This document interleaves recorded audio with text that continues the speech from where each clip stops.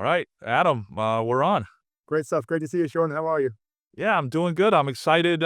Excited to get to spend some time with you. Always enjoy our time together, and I know a lot of cool stuff about you. But I'm excited to kind of fill in the blanks. So, if you wouldn't mind getting us started, I know you as a super well respected and highly regarded HR executive in the Boston area, specifically in the life sciences space. For our audience who doesn't know that much about you, Adam, if you wouldn't mind kind of giving us a little bit of background, you can go as far back as you'd like, but tell us kind of how you got started, how you grew up, and how you got into this world. Yeah, no problem, Sean. And thanks for the kind words to kick this off. Great to see you. So I was going way back. I was born in a town called Ayr in Scotland. I'm originally from Scotland. Ayr has a few claim to fames, but the one that it's most famous for is it was the birthplace of Robert Burns, who's the Scottish national poet. And so Rabbie Burns came from my hometown, and I grew up right near where his birthplace was, which is now a museum. That's trivia for you. You never asked for that, but there you go. There's a bit of trivia to start with. So I grew up there, went to university in Edinburgh, graduated from there, went to do a master's down in Bristol in England, moved from Bristol to London, got a job with the corporate executive board in London, a consulting company, was there for a couple of years, then moved and joined Pfizer. First off in the UK, worked there for 5 years, then moved to the US with Pfizer, moved to Boston, did a total of 12 years at Pfizer. Decided I did an MBA while I was with Pfizer, graduated from the MBA, felt it was a good time for a move. Ended up moving to Milwaukee, living in Milwaukee, working in Racine, Wisconsin for SC Johnson, family-owned consumer products company. While I was over there, got married, had my first daughter. My wife and I decided we wanted to kind of set down roots, family roots, and always had a close affinity to Boston, having been here for the best part of a decade. So we ended up moving back. I joined a biotech company called Shire, was there for 4 years, moved from Shire to a small biotech called Synlogic, was there for 7 years. Unfortunately, we shut that company down, and then moved from there to my current role, which is MOMA Therapeutics. And we're an oncology company with a couple of programs in phase 1, really kind of interesting science. And here I am the chief administrative officer for the company, having joined as the chief people and experience officer. So that's a very potted history with a lot of moves along the way. Yeah, well, thanks for giving us the foundation of what's going to be a cool conversation. In typical kind of Adam fashion, you went quick, you highlighted, but I'm gonna kind of press you here a little bit. The town that you were born in, Ayer, Ayer. AYR. Okay, Ayr. AYM. In Robbie Burns. Shame on me if I don't know any of his best stuff, but You do, though. Old Lang Syne, Sonic okay. sang a New Year. One of the most famous songs after Happy Birthday. I believe it's the most sung song ever. Yeah. That one's one of Burns. He's done many others. Had thousands, wrote hundreds of poems. He was a farmer turned poet. So he's a real common man, but turned poet. And he wrote in kind of Scots dialect, was very famous. There's more statues of Robbie Burns around the world than I think anyone who's not a religious figure. There is a Robert Burns statue in Boston. It's on the Fens. He's very famous. There are dinners celebrating Robbie Burns every year. There's a Burns supper which follows a certain format, and is a good fun evening if ever you're getting invited to a Burns supper. So I could go on about this, but yeah, Robbie Burns, very famous poet.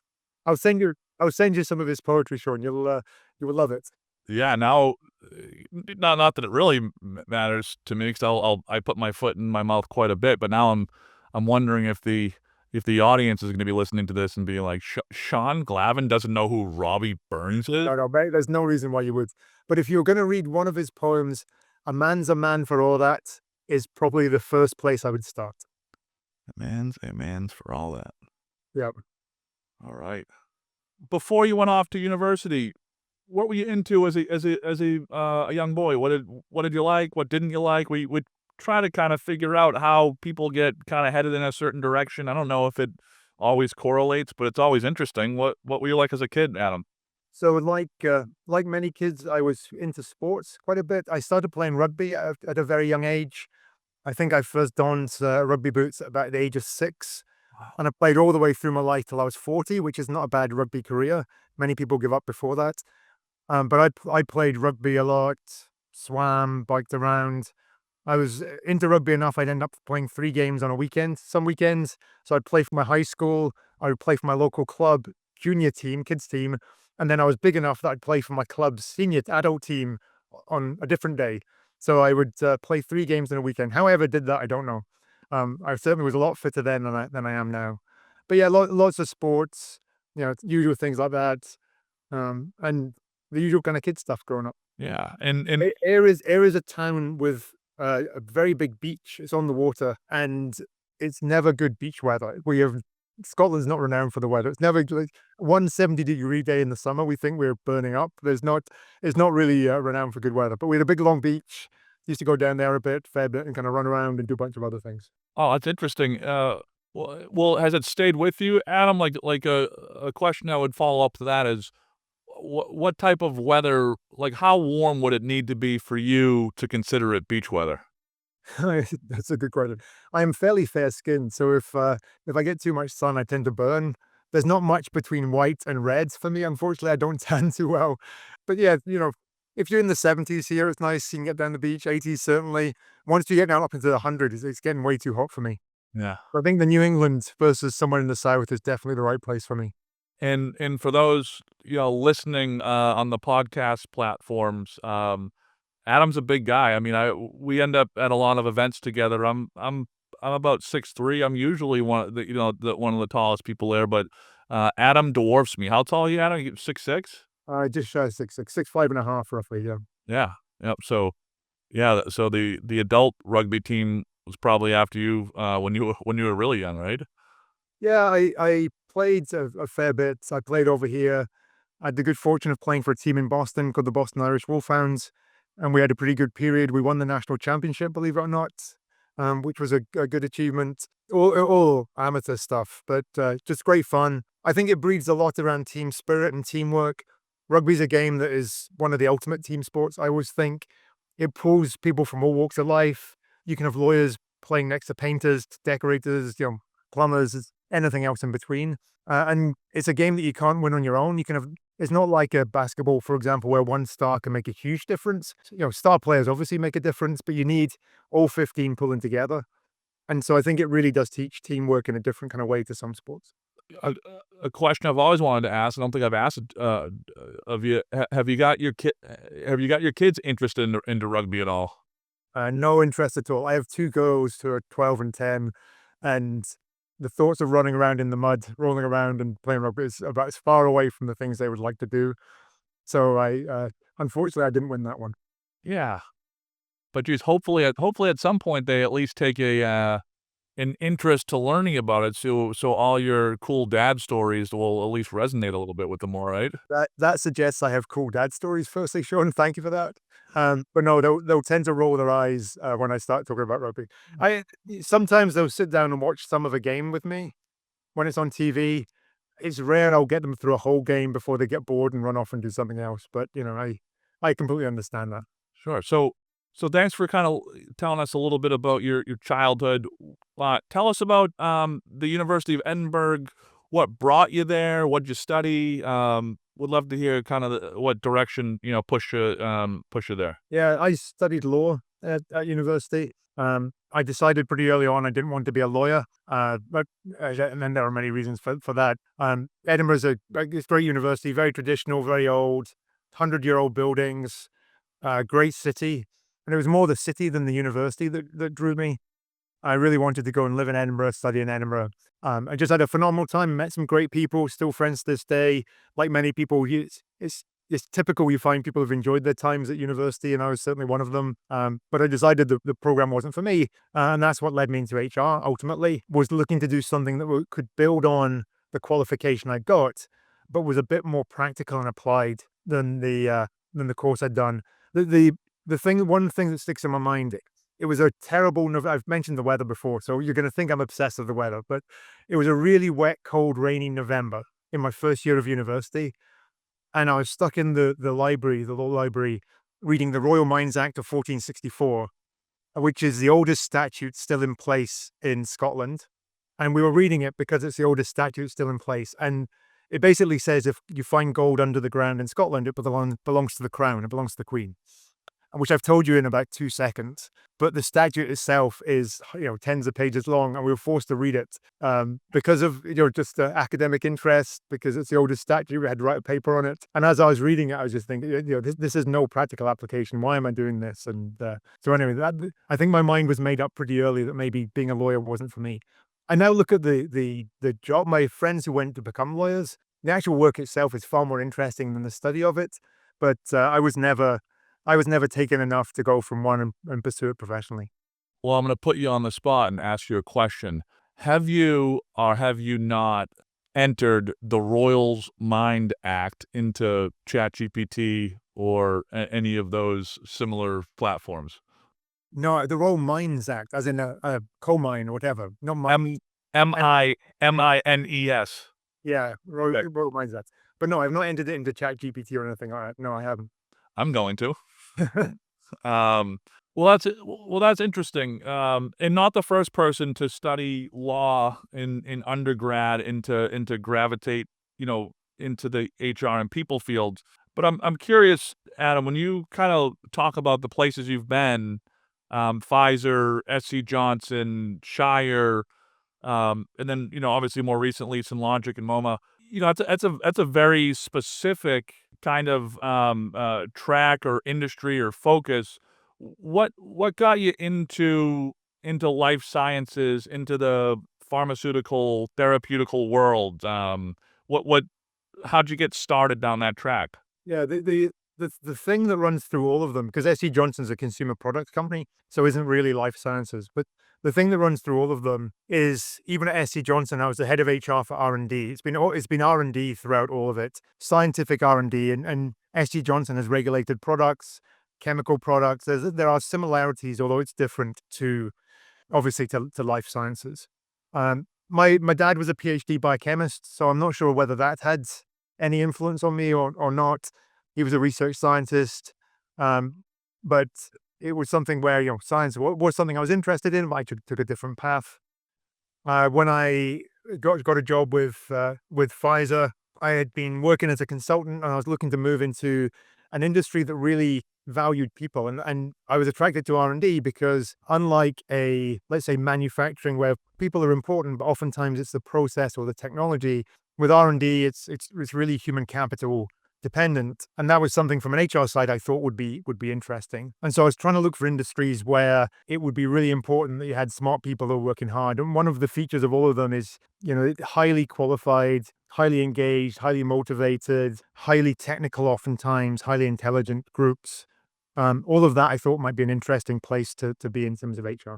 That's interesting, and that's neat about your dad, trying to build that bridge. But you said, I think you kind of said if that was the case, it was certainly subconsciously, like it certainly wasn't, a focus, because of that reason. Yeah, I can't say that one led to the other, but it may make you more comfortable in that type of environment, having grown up with somebody who comes from that background.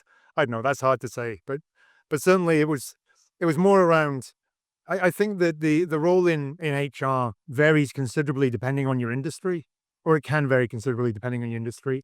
And I think some industries, to at least to me, were more attractive than others. And certainly pharma, life sciences, and the R&D side of that was something that was very interesting to me. And it's kind of carried me through to where I am right now. That's neat. I'm gonna be thinking a lot about that, after this show, because I think that's really cool that that's what your dad did and you gravitated to it. Something else you touched on, Adam, before we kind of jump into to go a little bit deeper in some of the career moves and different things you were doing at different spots. Um, you said, "Hey, I kind of figured out that law wasn't for me, at least, from a career standpoint." At what point did you figure out, or understand, that HR and people had application to what you'd been studying and that you could apply it there? Like, when did that light bulb go off in your head and said, "Okay, maybe this is something that will be interesting to me"? Yeah, it's a very, very good question. At the time I was kind of getting into the field, there was a lot being written about HR moving from being a personnel function, more administrative function, to being something else and something different. So that probably swayed me a bit, that this was seen as something new and different and an opportunity, and maybe more important than it had been historically. Certainly, the fact that there are legal elements and employment law elements, for example, in HR meant that I wasn't walking completely away from my undergraduate study. It was kind of one building on the other, so it was more of a logical flow to it. But then I think maybe going back to some of the team stuff and working with people, I think that although many people in HR will tell you don't say you're a people person and then get into HR because it's very different. I think that there were elements of it being something more tangible and practical and relevant and maybe more just contemporary than the law I'd been studying. All those things made it seem like a reasonable thing. And there was obviously a career you could get into by doing this, which is why I then pursued a master's, worked for an HR consulting role, and then got into HR from there. That's neat. And do you recall, and you're not the first person who has kind of cited this point in time, the shift from personnel to more people and workforce strategy. Do you recall some of the, I don't know, the buzzwords or the, what was kind of appealing or sexy about it at the time? Like how it was being framed as being more strategic? You know, I I don't recall it that with that clarity, and so I would be lying if I said I did.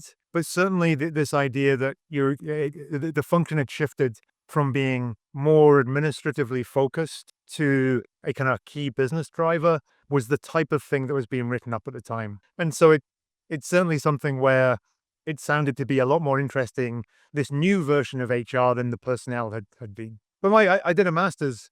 The program I studied at the time was still called personnel management, which shows you how old I am, firstly. But it was just before it switched to being HR. They hadn't changed the name of the course yet, and so that gives you a sense of timing around when this was happening. And where was the MBA? Adam, you mentioned you were at Pfizer at the time, but where was it? Oh, I did it at BU. I did it when I was over here while working. I did the program at Boston University. How'd you like it? Absolutely loved it. I actually I met up with some of my former class members last night. That's funny. Every year we get together just before the holidays, and so this would be 15 years ago was when we graduated, and we're still in touch. Fantastic group of people. Loved studying with them. Loved the program. I think doing it changed my world, changed my life. I really do believe that. Changed my perspective on life, and it changed my life. Put me in a different kind of trajectory career wise, and I just viewed the world in a different kind of way coming out of it. So I loved it. Yeah, it's great feedback, and I don't know if you felt the same way. I did my MBA at UMass Lowell, but geez, there's certainly something different about the education process when you're in the middle of actually executing on it or actually operating in a certain way versus more theoretical. Like it's almost, at least when I think about my undergrad, I had a hard time putting myself out into the world and thinking about application. But geez, it changes it when you're in the middle of actually doing the work. At least that's my feeling. No, I think you're exactly right. You're studying stuff you're actually working on, which is great. You can see parallels. You can walk out of the classroom in the morning, go back to the office in the afternoon and apply things you've learned, which is great. You're there because you want to be there, not because you thought there was some societal pressure that you had to be there. So you've chosen to do it. So you're highly vested. You're with loads of people who have really, really broad experience. And so you're learning more from each other than you'd ever do in an undergraduate program where you just, where they can be really intelligent people, but they've not had the kind of life experience. And I think all of those things together means it can be a really kind of rich educational experience. And I don't regret the time I spent doing it in one bit. Gonna have to try to edit this and snip it and turn it into a commercial and a graduate program commercial. Well, Adam, this is great, and I'd love to kind of lean into now. You went pretty quickly about the places that you worked, or in your career. Um, help us help us kind of map out from university to entering the workforce. At what part of HR and people or personnel, where did you start kind of cutting your teeth? Where did you attach to it? What part of the function? What'd you learn first? Would love to hear kind of some of your early remits as far as doing the work. Yeah, good. Great questions, Jordan. So I worked for the corporate executive board doing consultancy and research for a couple of years in London.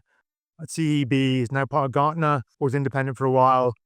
Their headquarters was down in Washington, D.C. There I was doing custom research. So our clients would ask a question. You'd try and get leaders of HR from across different industries on the phone who are doing cool stuff, and you'd write it up. And so you got some really great experiences being exposed to some really innovative thinking, consultancy skills, writing skills. It was a great kind of training ground for somebody coming straight out of college. What it didn't do though was give you experience applying the stuff that you were studying. And I figured, you can be a consultant for a long time, but at some stage you have to go and do it. So I joined Pfizer in a generalist role. I was an HR generalist, HR business partner would now be the name. And I have stuck within that track from then until now. So I've always been some kind of HR business partner. I did about 5 years at a place called Sandwich in Kent, big R&D center that Pfizer had over there. Unfortunately, they closed lots of it down, which is the story of my life. Lots of places I've worked have eventually closed, unfortunately. But then I moved over to Cambridge and the head of site on Memorial Drive in Cambridge, small R&D center, and I was the HR representative for the site, HR lead for the site. Went from there to be the HR lead for a bigger group, and within Pfizer, moved around, and then eventually, as I say, did the MBA, and then moved to be the head of HR for R&D at SC Johnson. Moved to be the head of HR for R&D at Shire, and then the overall head of HR at Symbologic, and then here at MOMA. So kind of progressed up through that, straight through the generalist business partner HR leadership type path. It's an interesting, this is episode number 43, and That's it's impressive. yeah, it's interesting, some of the similarities and the differences between, folks in this role. One of the unique areas is where folks started from a the actual function standpoint. So if you've been a generalist business partner really your whole career and you've kind of grown that and grown, your executive chops, there's got to be at least one part of the overall HR and people spectrum that's your weakness. What is it? Well, maybe all the parts of my yeah.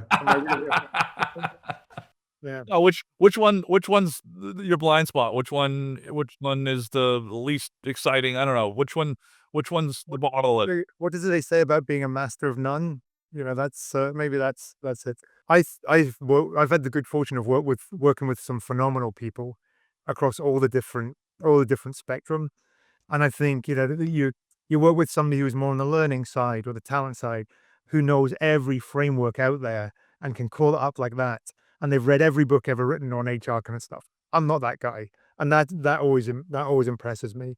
You have the people in talent acquisition who can just read somebody like that and will know immediately whether that's somebody they should hire or not. I'm good, but I'm not as good as many people as I've worked with. The folk who really are in depth on comp, crunching the numbers and really can understand that and tie all that stuff together. I can use an Excel sheet reasonably well, but again, I'm not that. But maybe the thing I can do is put those pieces together.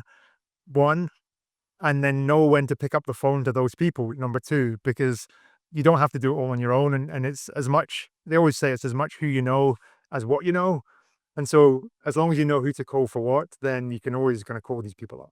That's a great explanation, Adam. I mean, that's spoken like a true business partner right there.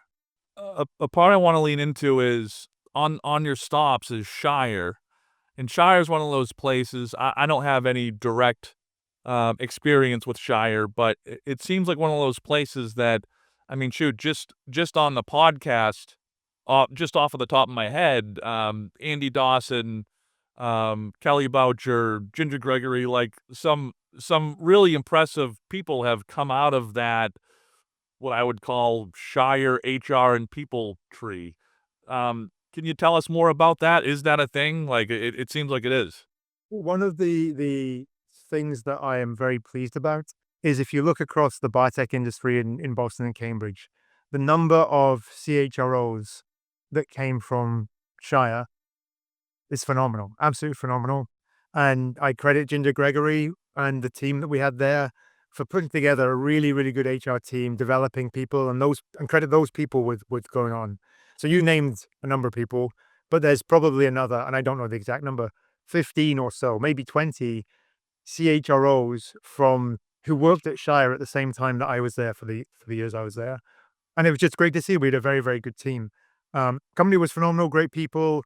When I joined, the culture was, we will, tell us what hill to take and we'll take it. There was nothing that was impossible. There was a real kind of drive, and I think it was just a great place to work. There were a couple of acquisitions that were pretty tough, and I wasn't there for the last one because Shire was acquired ultimately, and so that was one where I think that you taken it as far as you could, and you had a really good run. But certainly for the period I was there, it was just a phenomenal place to work, and it was a great HR team, really, really strong HR team. I get dinged a lot for making obnoxious sports analogies to the workplace, but it seems like one of those teams or coaching staffs, if you will, that just generated a lot of future head coaches.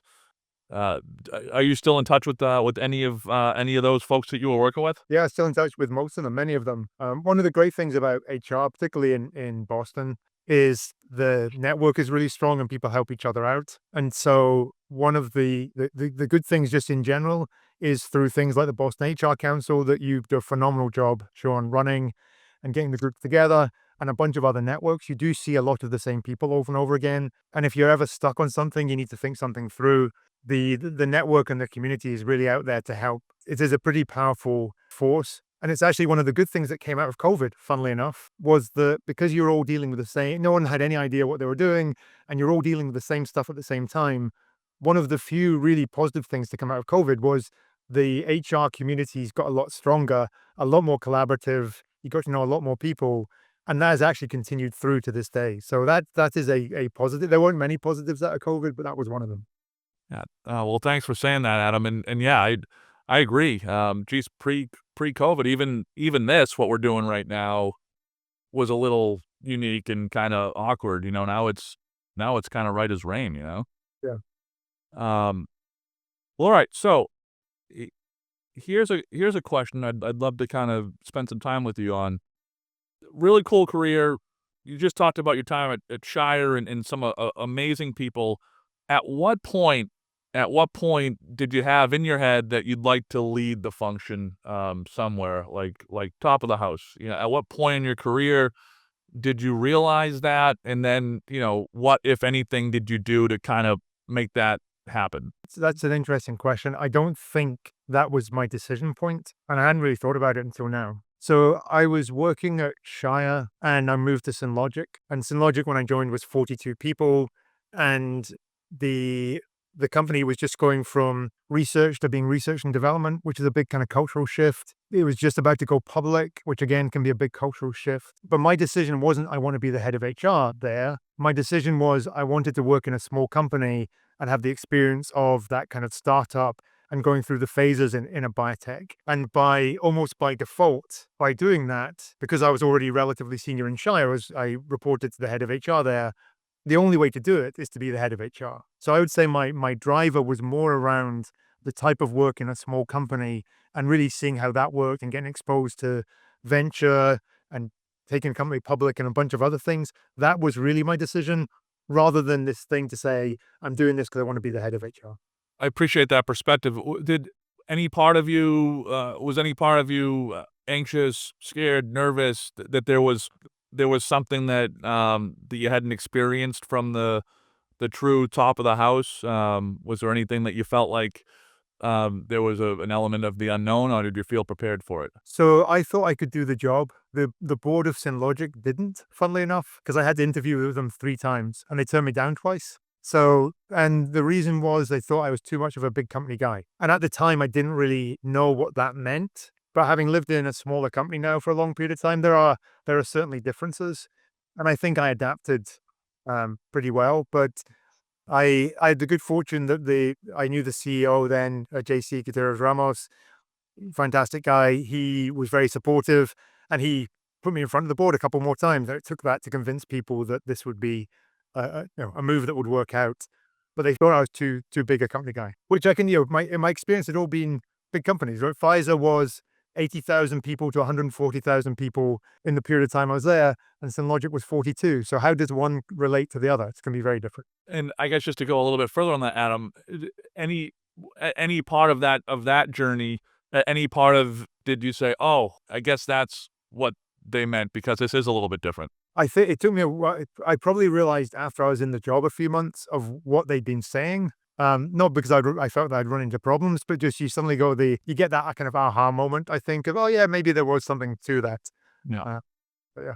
That's, it's funny, to hear you talk, like that, 'cause I've known you for going on 6 years now. I've really appreciated getting to know you, and, you're a modest guy, um, but I've always appreciated your, I'd call it kind candor. You're a very straightforward person, and I'll never forget a business meeting we had, way back, I don't know, maybe 4 or 5 years ago, and, it started off by you basically saying, "Hey, Sean, I really like you a lot, but, you know, for a lot of different reasons, we're probably never gonna work together." I still talk about it, in sales, like, coaching and training to this day, um, as far as, like, a doozy of I don't know, I think in the sales world, they call it an objection or something, right? Um but I've just always, appreciated that about you, and it just kinda came out when you were talking about that experience, you know? Yeah, I just didn't want to waste your time, Sean. That was the thing. And I'm not sure it was never, but it was certainly no, it was something was very unlikely in that job, for sure. Because we had everything covered. We were unlikely to make a change. So if that's the situation, you might as well be upfront about it, I think. So, Yeah, it was but great. I would love to work with you in the future, Sean. How's that? Yeah, alright.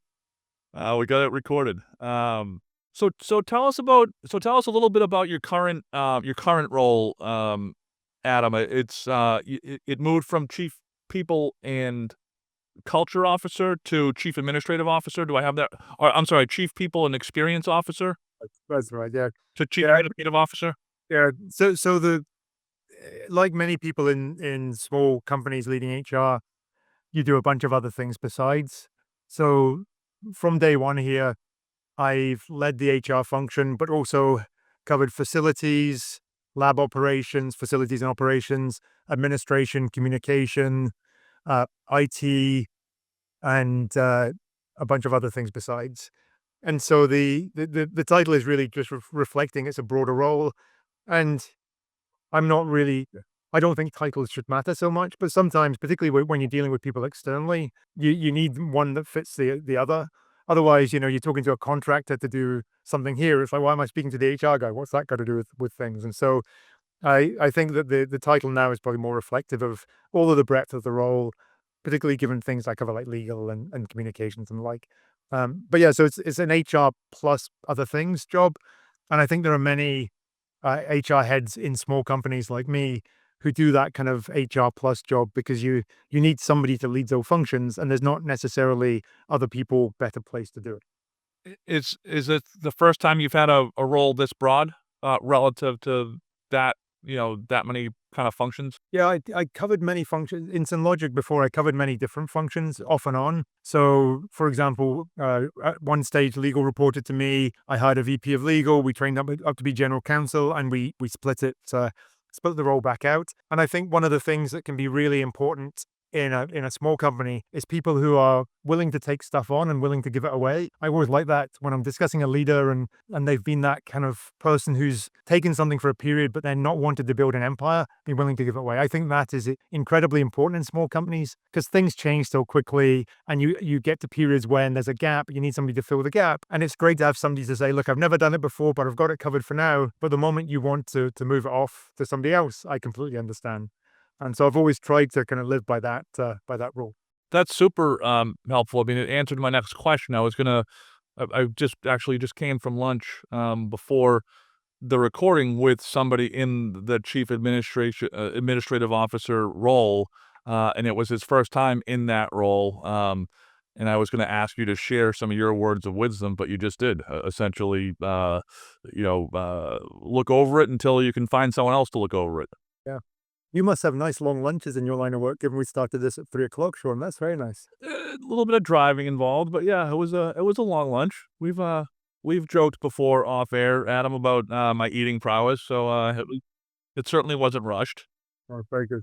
Um, No, I mean, I think the ability to have a top team in a small company who can do things beyond just their core function is incredibly helpful because it comes up all the time. You always need somebody to cover something. And so one of the things I think I learned from Logic was when you're looking to hire in that top team of a small company, this is something I think can be different, smaller companies to big companies, but you need to have enough people on that top team who have some flexibility. Because if you the times that we would hire the really technical functional specialist who was very narrow, they'd be great at one thing, and then we'd find we needed them to do two more, and it was always a bit of a challenge. So having people who are able to flex across some different areas is incredibly useful.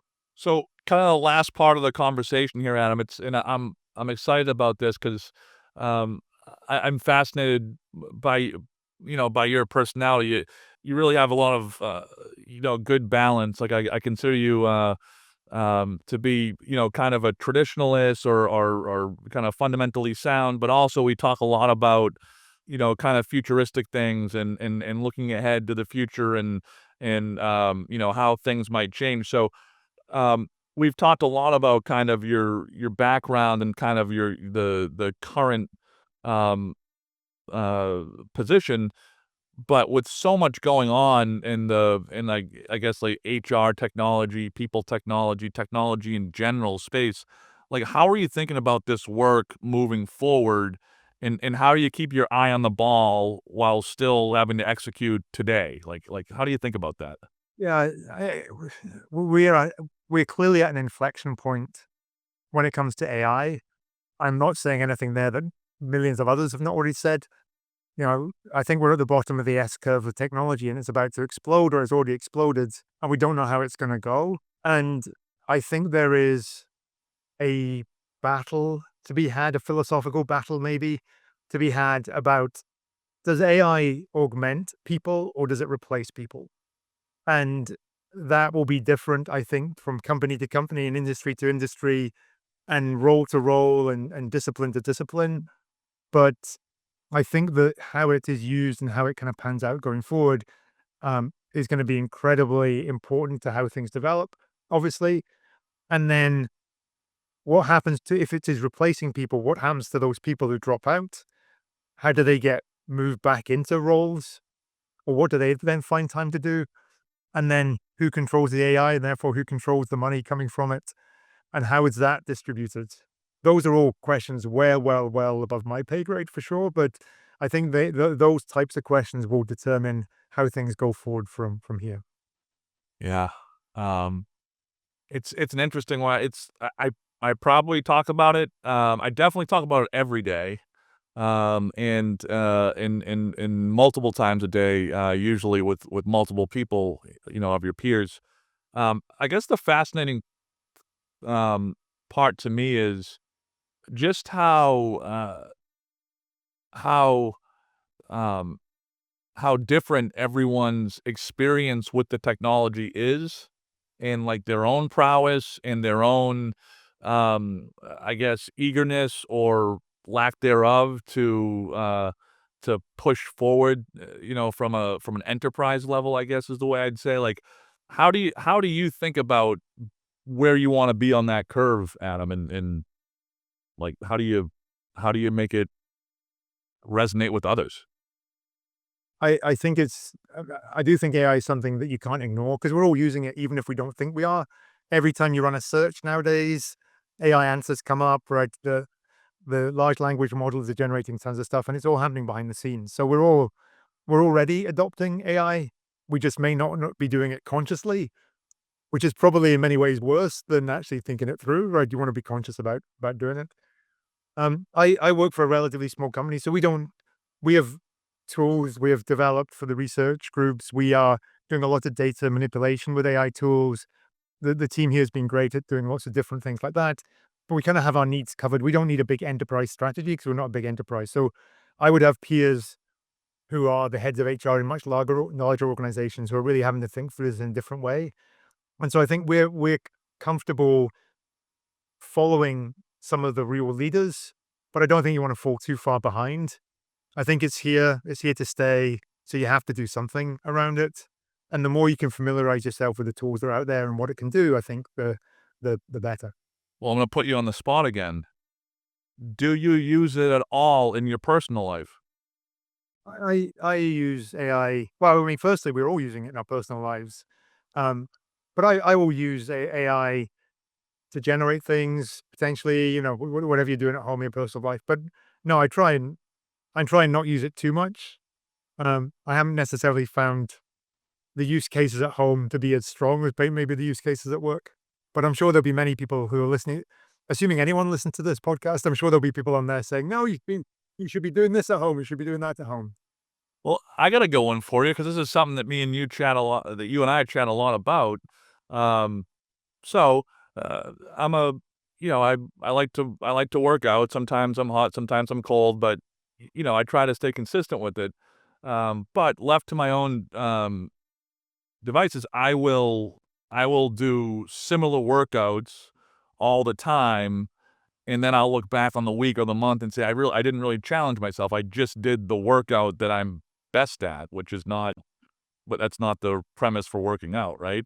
And so I built a GPT with all of kind of the uh, kind of like foundational philosophies and frameworks relative to how I think about working out, and then inputted my goals and said basically, "Hey, don't let me do what's easiest for me, and create something new for me every day that that keeps the same philosophy here, but it's gonna challenge me." So, when I wake up in the morning for my workout, I actually don't know what I'm doing until I hit that button, and it will create, either a lift or a run or something.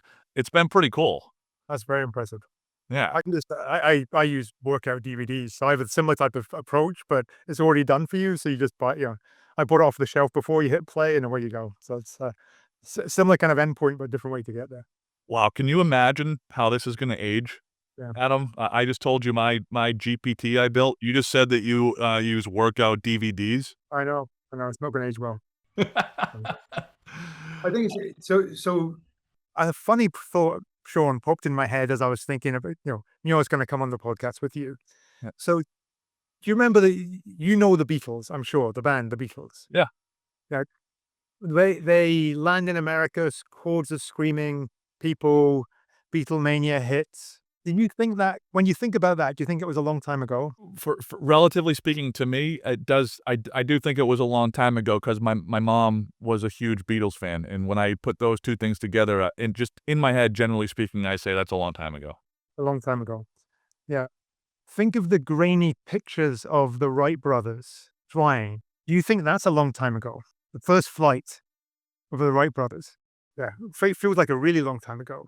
Yeah. So, because to me, the Beatles, I wasn't alive when the Beatles were around, but it was close enough that I kind of grew up with their music, and it doesn't seem that long ago to me. But the Wright brothers seems like ancient history.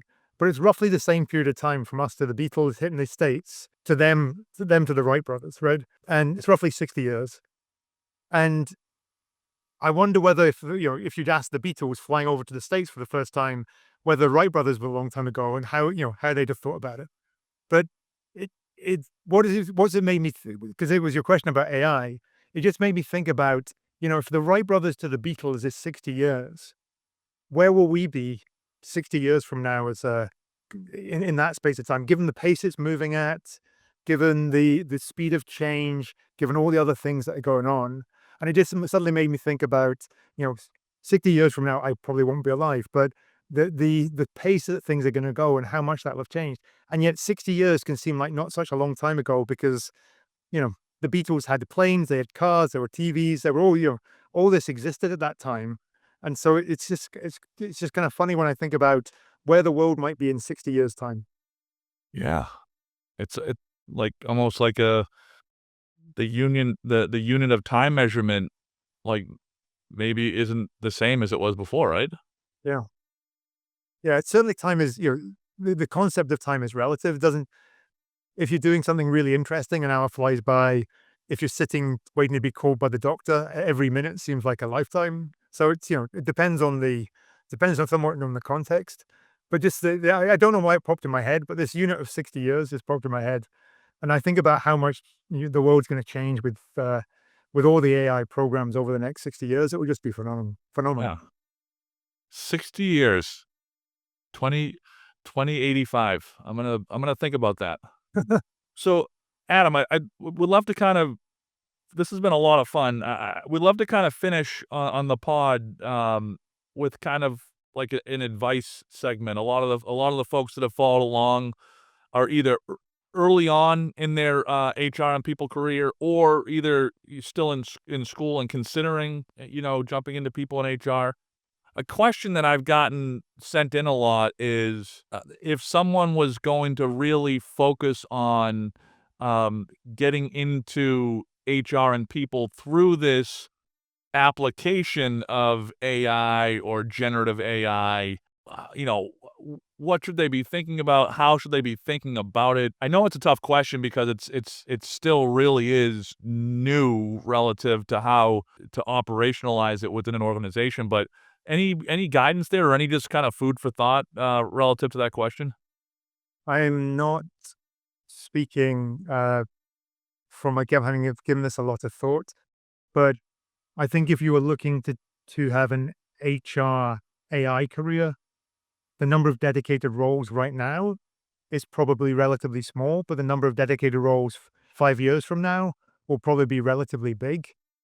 And so you could either view that as an opportunity, first mover advantage, get into the field now, or it might make it hard to find your first job.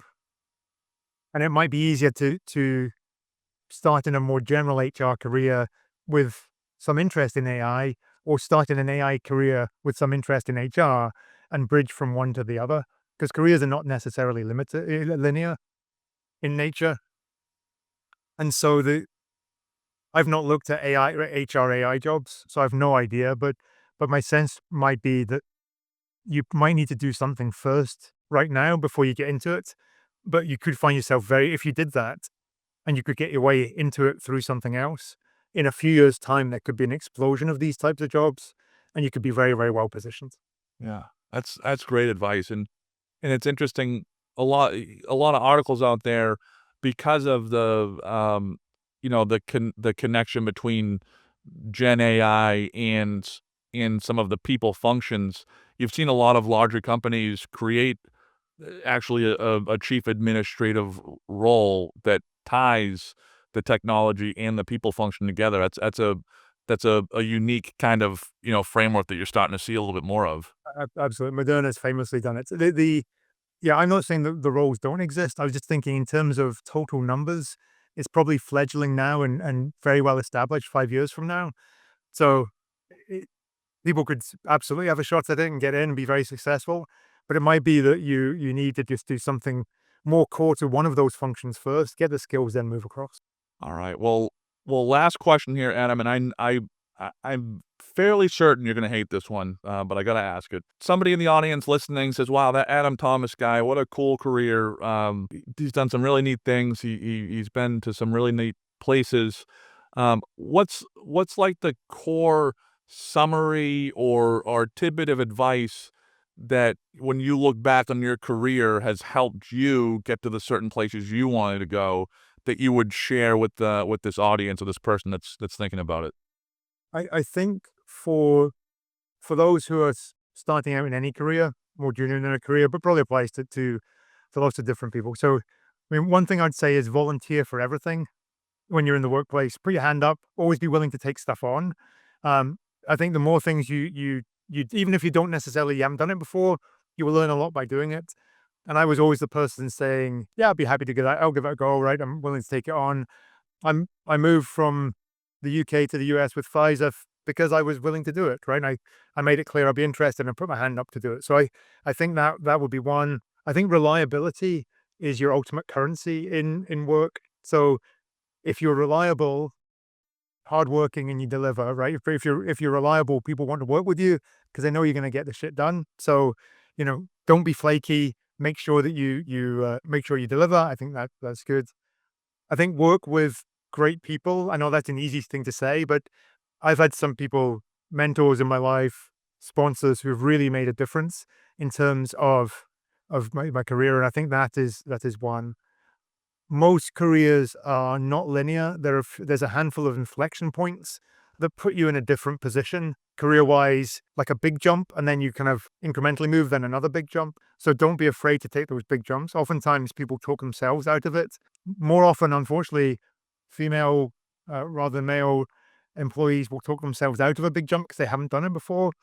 And so there is statistically, there is a gender bias to that. But be brave enough to take that big jump, because those big inflection points, the bit that was really uncomfortable, the project that you didn't know what you were doing, those are the things where you really grow more quickly, and then you'll grow incrementally, and then we have another big jump as you kind of go forward. So I think those are good.